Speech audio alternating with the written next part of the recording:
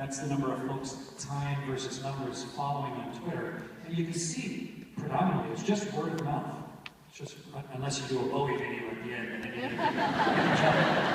but actually, this first one was where William Shatner talked to me, and then it was just steady word of mouth. And so it's kind of interesting to see how word spreads on social media. It's invitational and participative. But who cares? Right? Who cares how many people are following you on Twitter? NASA, though, noticed that while that was going on, the number of people that were going to the NASA science websites, the red line was before we launched, and the green line was after we launched. It had a significant impact on people's behaviors and what their interests became. People sometimes want to know what it is they should be interested in. And if you could show people the human interest in what's happening, suddenly the rest of it becomes interesting as well. And in Ireland this past week, they looked at enrollment in after high school next year. And the number of kids that have signed up for math and physics in Ireland increased this year by almost 20%. And the Irish Minister of Education is directly attributing it to us on the space station last year, changing the choices of kids coming out of high school in Ireland. It's pretty amazing.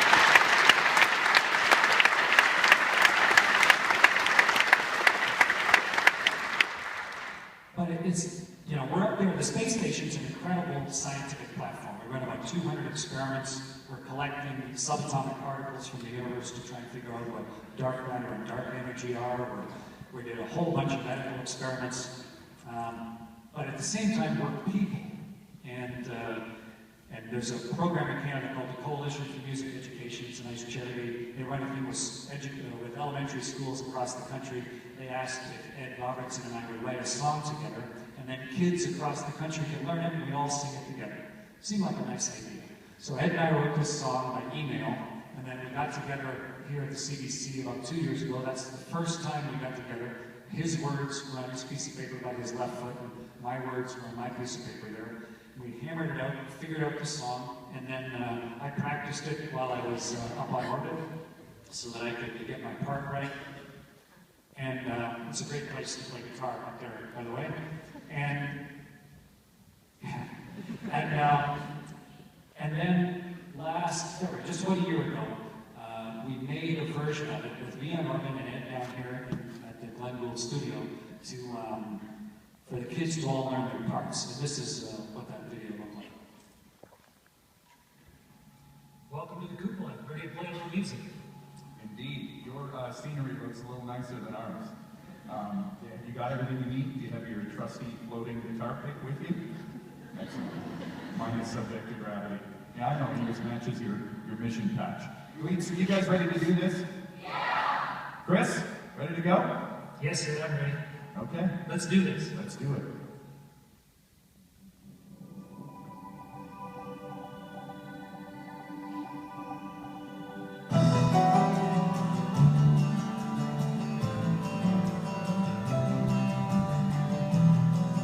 On solid fuel wires, turn the key and light the fire. We're leaving Earth today. So we did that. We sent it out to schools right across Canada, and choirs, little kids took it home. They learned it. Their parents learned it. Their older brothers and sisters learned it. And on the first day of May, what we call a Music Monday, I got that guitar in orbit, and I played the song up there by myself at the same time as kids across Canada were singing it. And there we go. And I played it live with 700,000 Canadian students live singing the song together, all across the country. And for a lasting impact, it's maybe something to remember. You are getting an absolutely world-class education at UofT. It's a wonderful gift. And I'm sure you're putting a huge amount of sweat and toil into it, a lot of your own funds, your family's work, but at the same time, you now owe somebody. You should at least recognize the responsibility that you owe at least one other person a complete education. And if you can inspire other kids, then please do so, because inspiration and the recognition that education is the underpinning of all of our needs to state of society and our civilization and our culture. It comes from inspiring young people. And it's not just inspiring them in science and engineering, but it's right across the board, including the arts. So it can have a really lasting impact. And you folks are both the product and the process involved.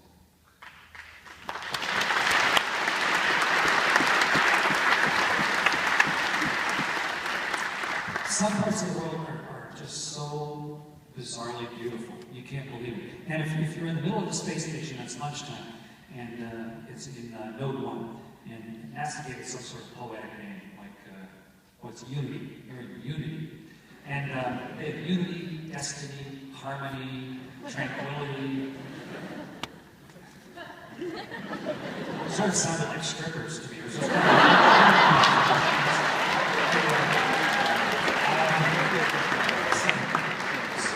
so we just call it Node 1. So they are in Node 1.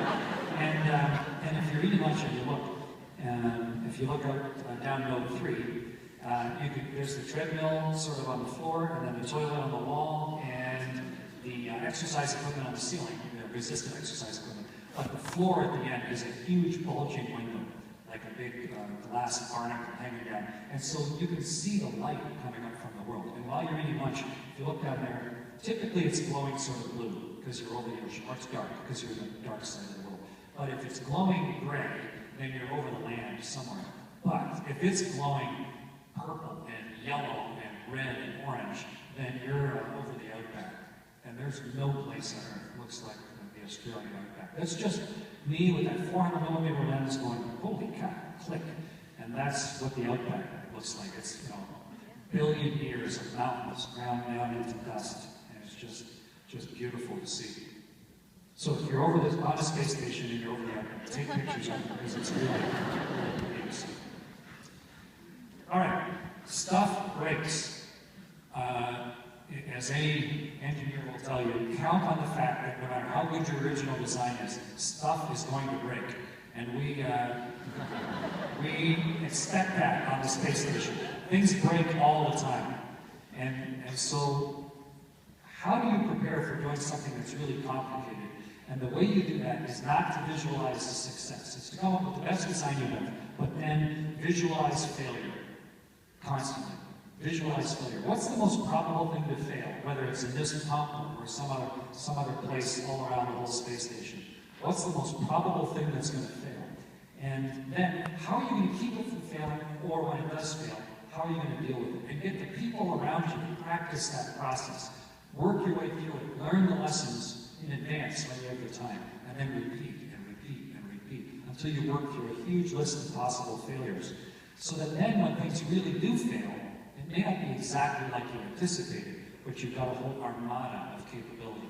Visualizing failure and sweating the small stuff when you have time. So one day, Pablo Vinogradov came up to me. He's the other guy with the mustache on board. And he floated up to me. His bedroom's at the bottom of this picture, facing the left side. And it's got a little window in it. And Pablo had been looking out his window, and he came up to me, and he said, hey, Chris. Okay, Chris. He didn't speak English at all. He said, Chris, извините, ты не занят. Я вижу, что-то интересное в окном. Очень странно. Я бы раз это так делал. Надо посмотреть, что-то похоже, как спички, или как фейерверк или что-то. Это очень странно. Может быть, надо посмотреть. Представьте мне. To which I said, what? Because Paul had said, hey Chris, hey, you're not busy, right? Yeah, I was looking out the window, and there's something really strange out there. First time I've ever seen it. There's like sparks outside. like fireworks or something. It's really weird. You ought to come have a look. Which, if you're the commander of a spaceship, that's just what you want to hear. And so I floated over the window with Pasha, and this is what he was talking about. Very steady stream of flakes or bits coming out of See, not good news. And when we looked at it, we could see that they were leaking ammonia, the main coolant of the whole space station. And if it kept leaking at that rate, we were going to have to abandon ship. Huge impact. And so I knew we were going to have to react quickly. We worked with Mission Control. It takes about a week, normally, or 9 days, to generate a spacewalk because they're complicated and hard and dangerous. we woke up the next morning and Houston said, we're sending you out on a spacewalk tomorrow. 1 day's notice.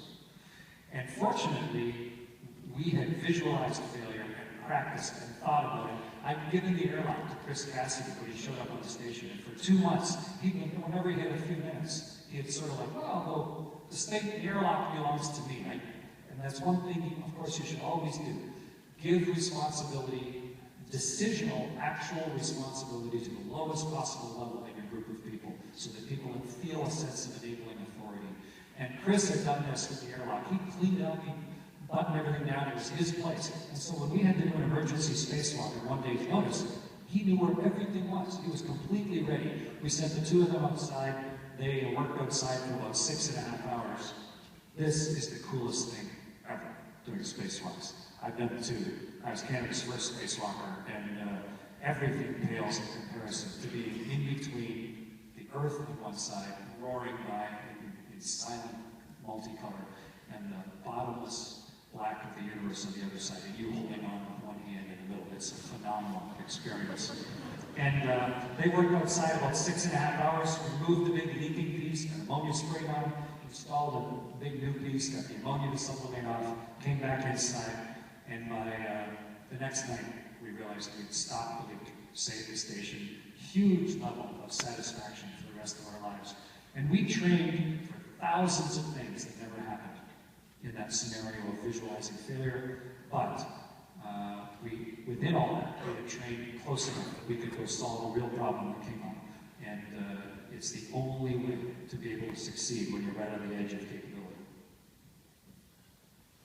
Been around the world once, and that's just another look at our Great Lakes. You can see after the glaciers where the water poured out of Georgian Bay across what is now Simcoe and all the lakes there by Peterborough. It used to just pour right across there, and the land's been rebounding like an old sponge that you squished. It is now rebounding up. It's been rebounding for the last 15,000 years.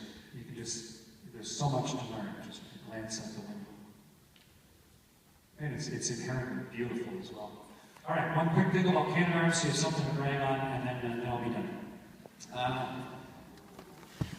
We were the third nation on Earth in space. Third, after the Soviet Union and the Soviet Union and the United States, we were third. This was our satellite. John Chapman with the mustache, he was the father of spaceflight in Canada, and he came up with this idea for Alouette. It was a very cool little satellite. It was for communication, upper atmosphere research, and it had this really cool design on the side, this sounding antenna. They wanted to be able to deploy an antenna a long way. And these guys at De Hadfield came up with this cool idea. You reel it up on like a fishing reel, this flat blade antenna. And as you reel it out, put it through a little former, like rolling your tongue, so that it becomes structurally stiff as it unreels. And then you could stick it at like 20 or 30 meters. Great design. They called it the Storable Tubular Expendable Module. These guys at De Hadfield were special projects and applied research, or SPAR. And they formed their own company afterwards, which then, when Canada got invited to be part of the shuttle in 1974-75, SPAR got the contract to build a robot arm for the space shuttle. And we built 4 of them. And they revolutionized robotics and spaceflight. A tremendous design, built right across Canada, put together in Brampton here by SPAR, and flew 100 times in the shuttle, did magnificent things, and led directly to us being invited to build the huge Canadarm2 that's on the International Space Station. Really complicated robot, 7-jointed. The algorithms that go in, there's university grads from across Canada, including UofT, that were involved in designing the algorithms for the control of this thing. Offset joints, wonderful design, and every shuttle that came up, Canadarm1 would hold up a piece of the space station, Canadarm2 would reach down, grab it, and then trundle out and build the station piece by piece by piece. So if anybody ever asks you, who built the International Space Station? Canada built the International Space Station.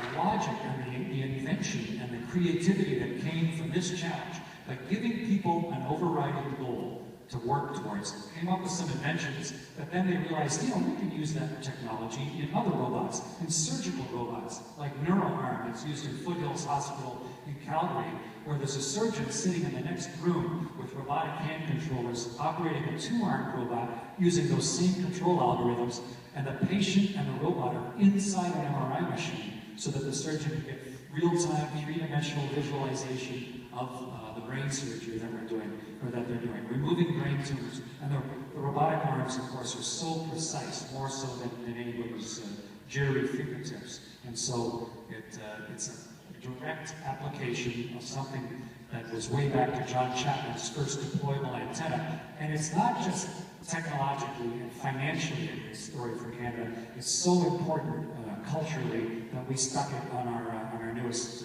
most common bill, $5 bill. It's a great example of give people a long-term goal, enable them with education, and see what they come up with. And we all should be really proud of Canadians.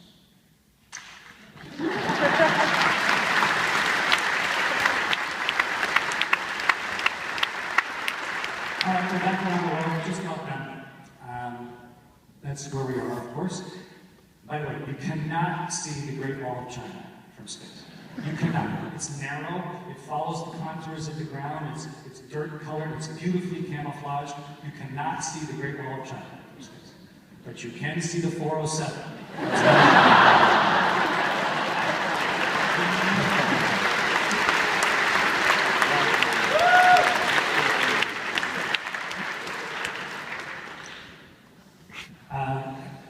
Where are we going next?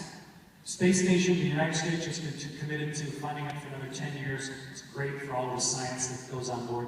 After that, naturally, I think we will go to the moon because it's the next lily pad in the pond, and then asteroids and Mars. But there's no big rush. It's going to be an incremental, decadal move away from Earth, just like we've explored the surface. But to me, the most important part is the inspiration and the motivation that it gives as people are making decisions with their lives. That this is part of the fabric. Canadians command spaceships. And this, someone sent me the picture of their daughter here, which I just love, because she wore leopard skin leotards over her diaper. We had a kingship with the diaper thing. And they said she stuck those headphones on and watched that oddity video over and over and over again. And what I like about it is, what does she think is normal? What is her perception of the things that is the benchmark of opportunity that exists for her, that did not when I was a kid, and did not when you were her age? And what can we build in the length of her lifetime as capability, and where are we going to be? And that level of enabling inspiration is maybe the greatest legacy of all the work that we've done so far. All right, time to come home. This is our little Soyuz spaceship.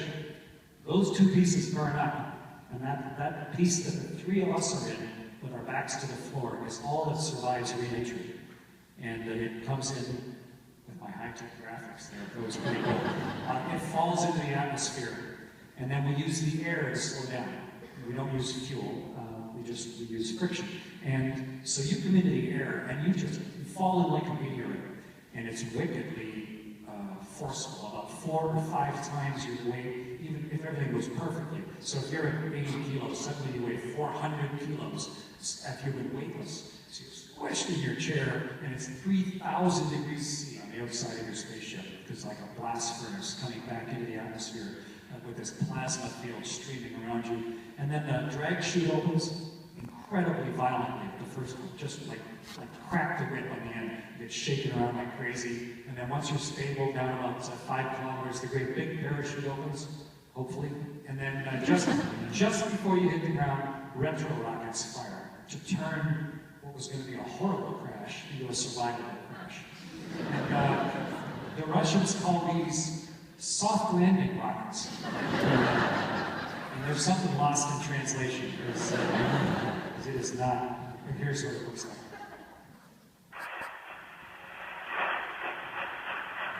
And you can see one of those search and recovery helicopters. Once again, that helicopter part of a dozen Watch closely. MIA helicopters. Touched them up.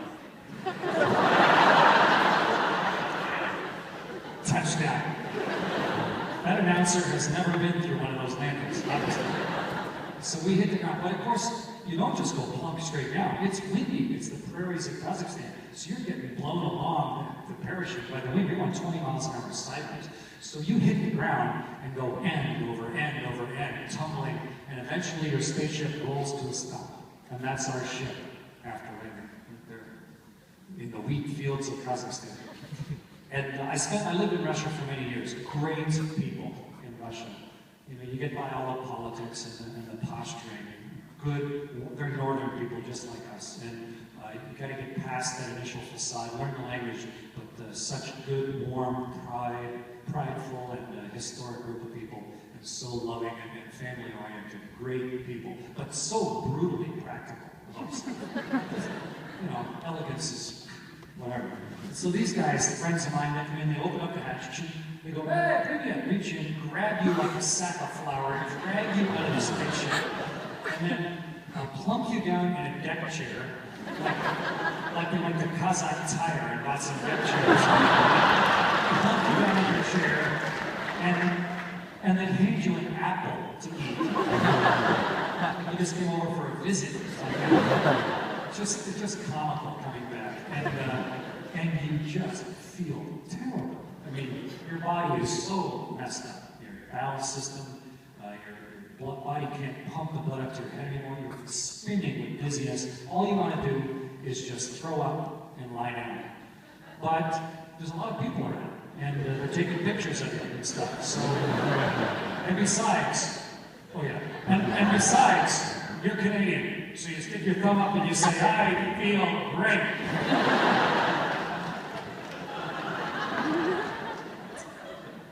And that's how we come back to Earth. That's what it's like to have a chance to fly in space. That's what it's like to go around the world once or twice, or in my case, 2,600 times.